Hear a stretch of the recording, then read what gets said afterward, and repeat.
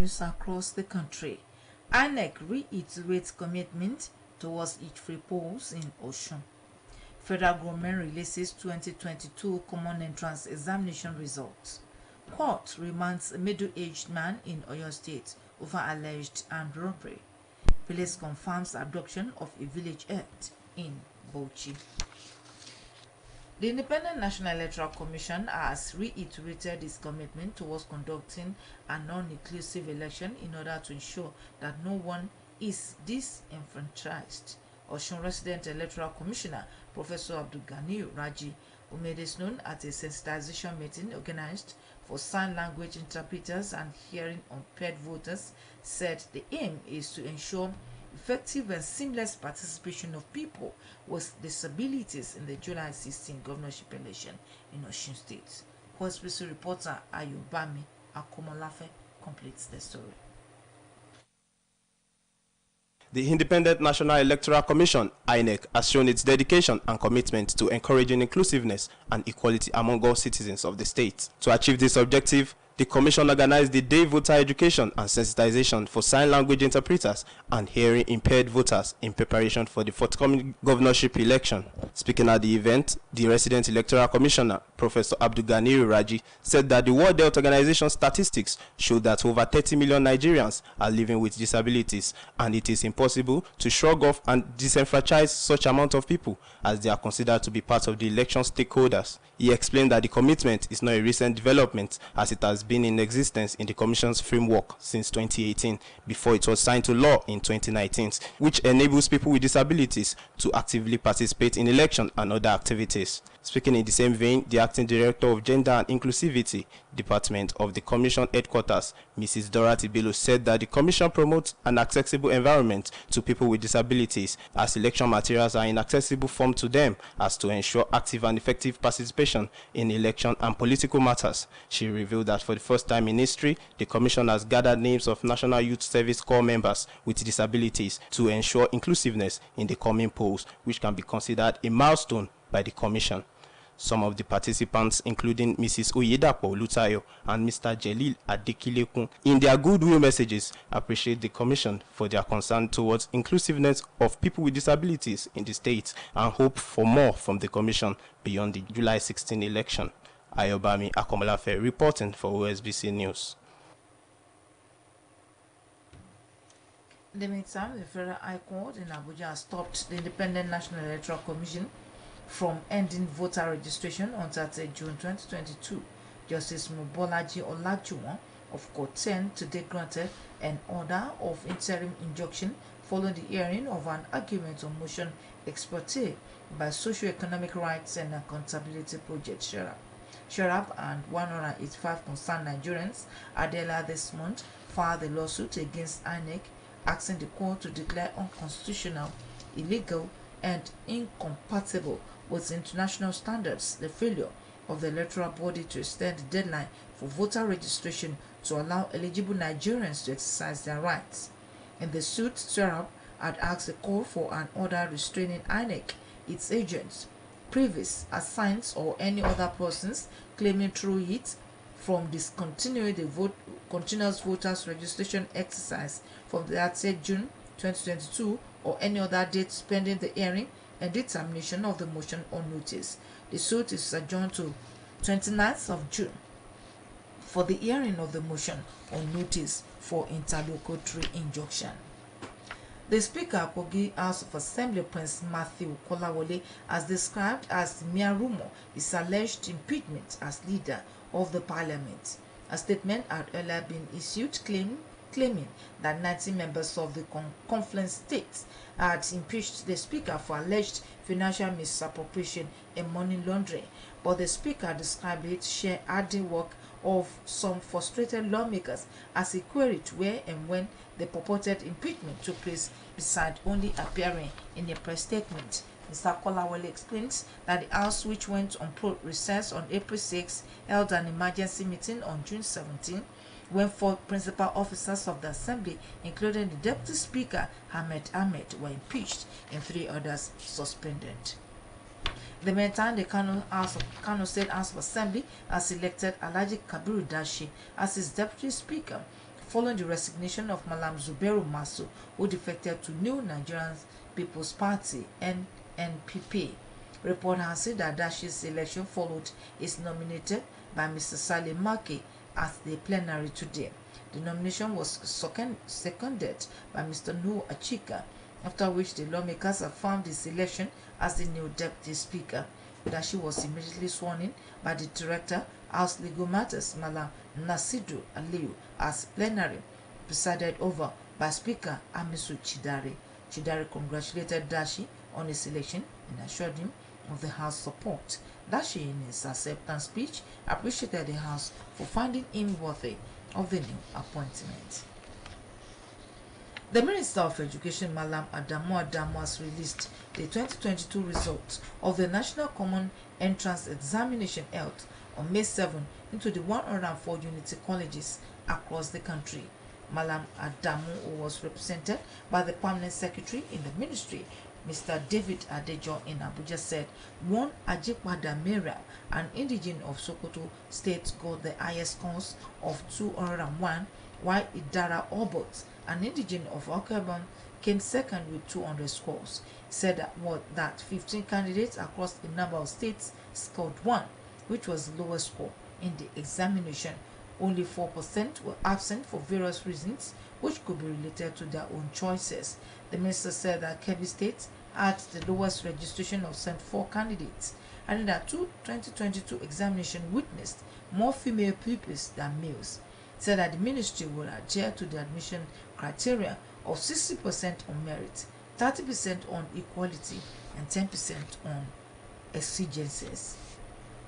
This is the news across the country, coming to you from Osun State Broadcasting Corporation, Ilawiye Okebalo Shogbo, Voice of the West.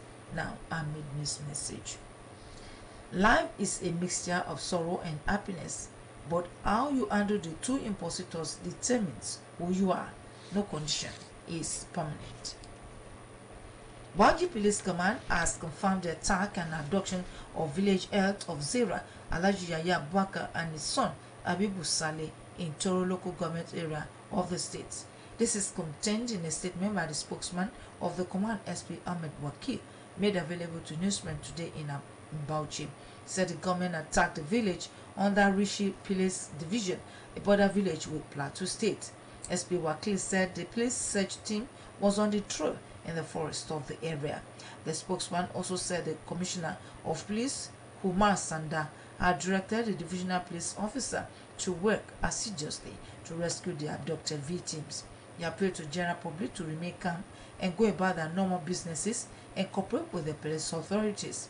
SP Wakil also called on the public to report suspected movement of people as well as suspicious people to the police or security agencies in the country. Adeide Grade 1 Area Court in Abuja today sentenced a 33-year-old panel beater, Emmanuel Ananda, to 6 months imprisonment for stealing cheap parts worth 85,000 naira. Mr. Amanda, a resident of F1 Kubwa, Abuja, was sentenced on a count charge of theft. He pleaded guilty and begged for leniency. The judge, Suleiman Ola, however, gave the convicts an option of 30,000 naira fine and also warned him to avoid all kinds of crimes. The prosecutor, Chinedu Ogada, told the court that the defendant committed the offense sometime in April this year. Mr. Ogada said that on June 13, the complainant, Ibrahim Kingsley of Duse, Abuja, reported the case at Duse Alaji Police Station in Abuja. The prosecutor said that the customer brought his jeep to the complainant's workshop for repairs. He said that the convict went to the complainant's workshop without his knowledge and stole the vehicle's air compressor, engine seating, injector, and engine fan.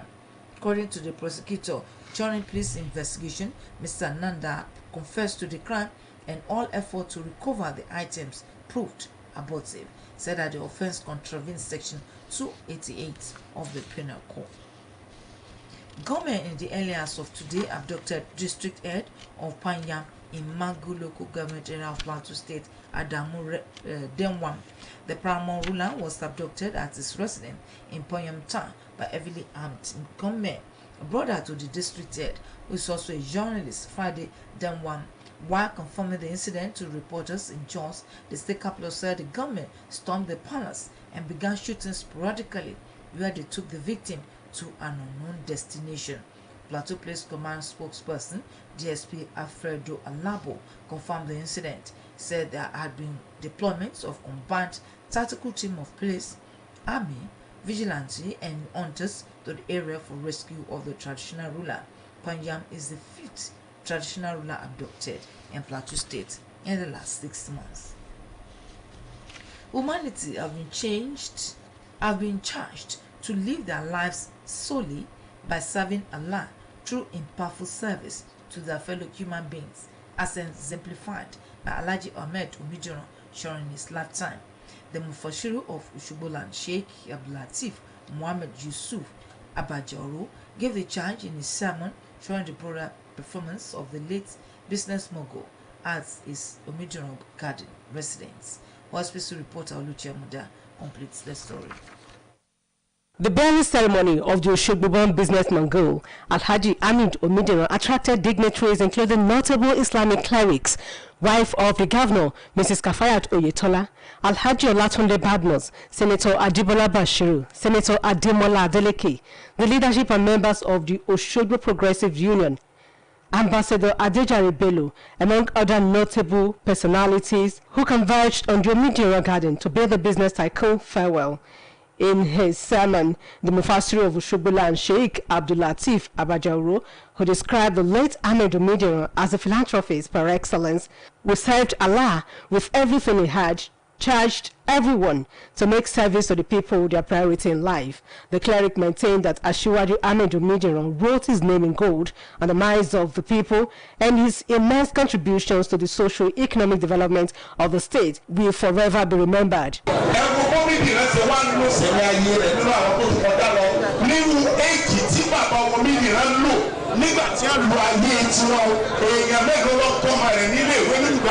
The remains of the Ashiwaju of Oshoboland were later laid to rest at his residence at Omidiran Gardens.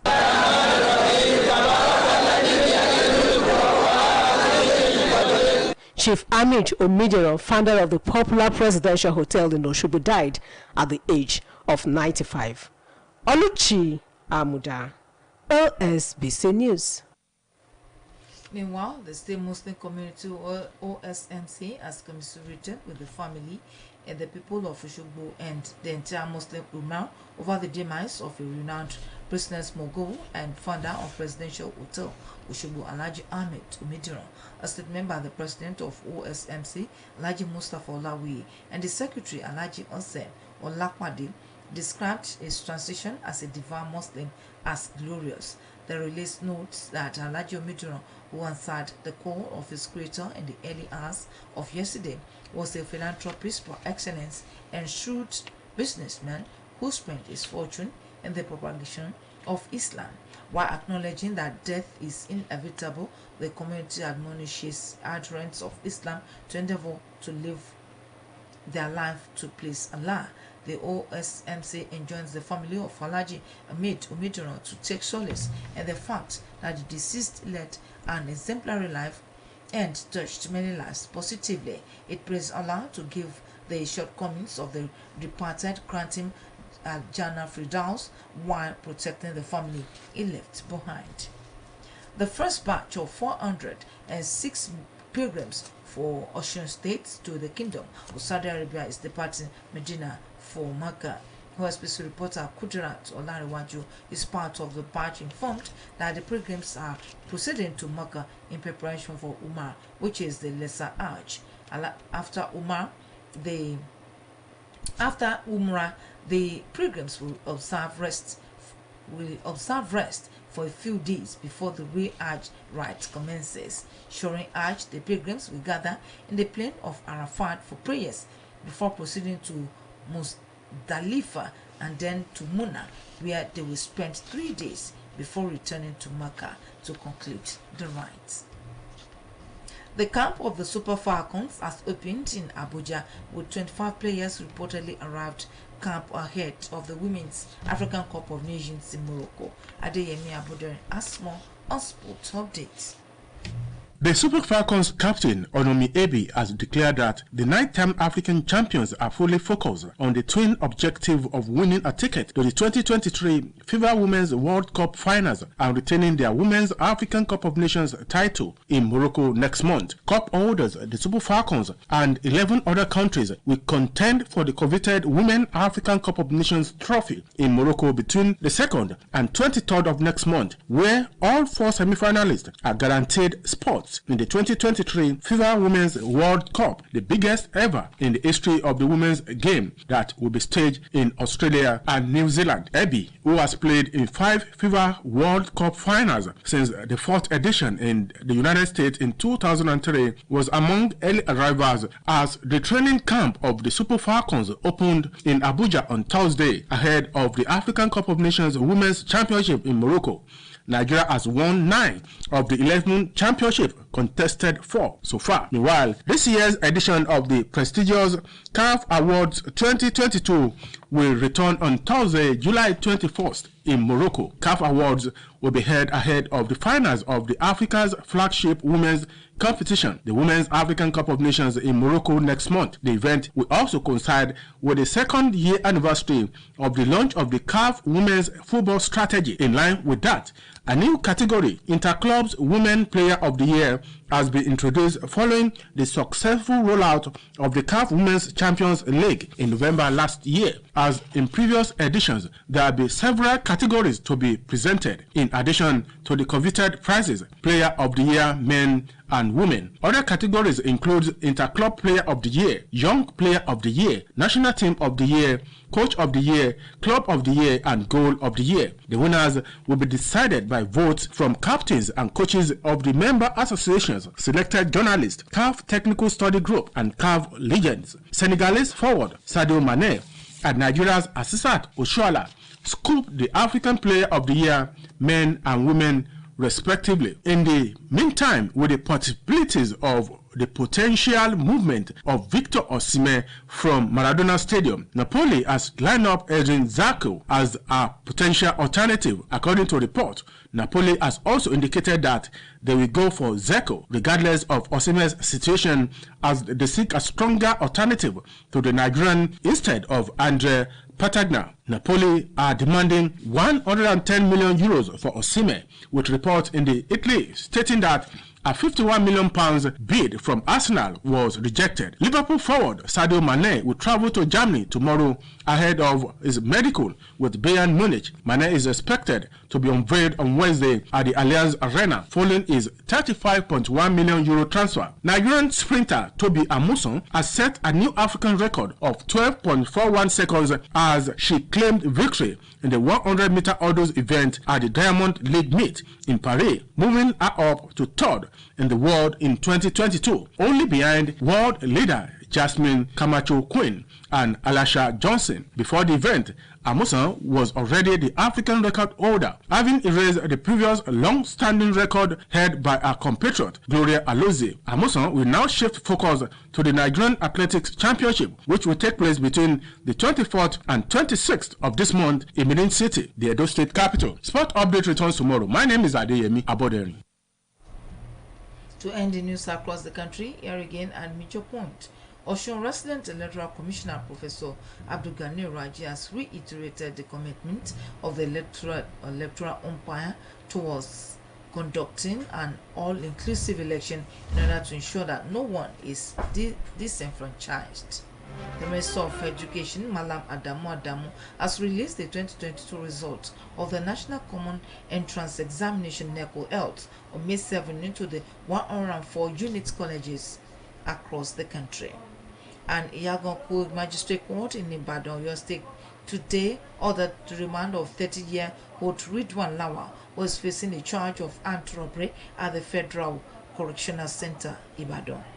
Gunmen in the early hours of today abducted District Head of Panyam in Mango Local Government Area of Plateau, Adamu Denwan. And that was the news across the country, edited by Adeni Yikendi and delivered by Olushola Egbodofo. For more about us, you can visit www.osbcng.org. Thanks for listening to the news across the country. Good evening.